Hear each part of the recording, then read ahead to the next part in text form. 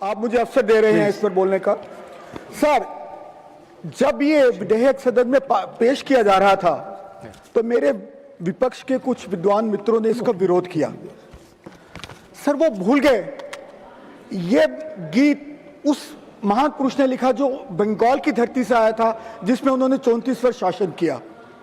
और शायद यही कारण है कि बंगाल की उस धरती ने, बंगाल के लोगों ने उनको सत्ता से बाहर कर दिया, क्योंकि उन्होंने विरासत से दूरी बनाई, बंगाल के लोगों ने उनसे दूरी बना ली। मुझे ये बात समझ नहीं आई। सर, हमारा तिरंगा, हमारा संविधान, हमारा राष्ट्रगान, हमारा राष्ट्रीय गीत, ये वो हमारे देश की आत्मा के प्रतीक हैं जो 140 करोड़ भारतीयों को बांधते हैं। सर, मैं पंजाब से आता हूं।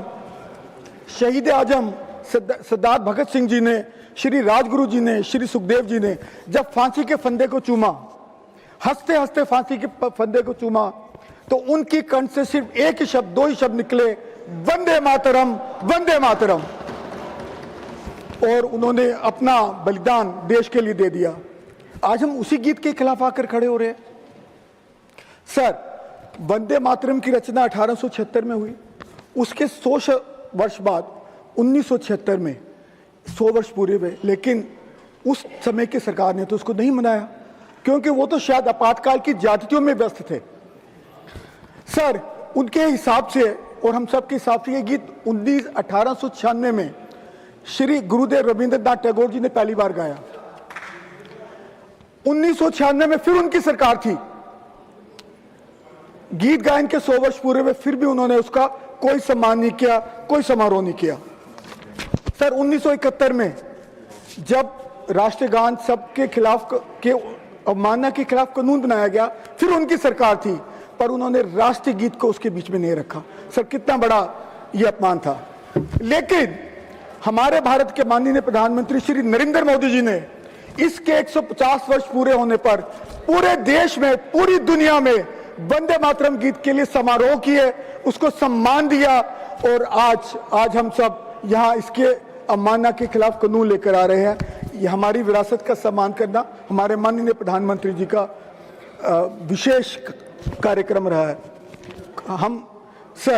हम विकसित भारत की बात कर रहे हैं। माननीय प्रधानमंत्री जी का संकल्प है 2047 में विकसित भारत बने।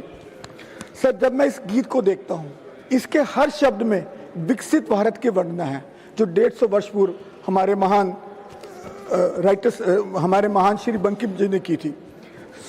सुजलाम अर्थात जल से भरा हुआ भारत, हमारी नदियां कलकलाती हों। मुझे सर याद आता है किस्सा, गुजरात की साबरमती नदी तकरीबन सूख गई थी।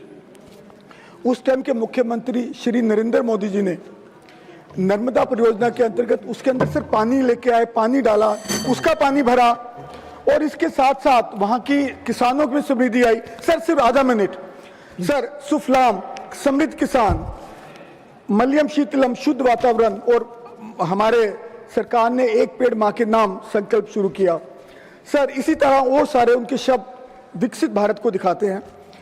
और अब जब आखिर में सर हम जाते हैं कि हमारे आज़ादी हमें पूर्वजों ने दी, हमें विरासत में मिली, लेकिन विकसित भारत हमें अपने आने वाली पीढ़ियों को विरासत में देके जाना है।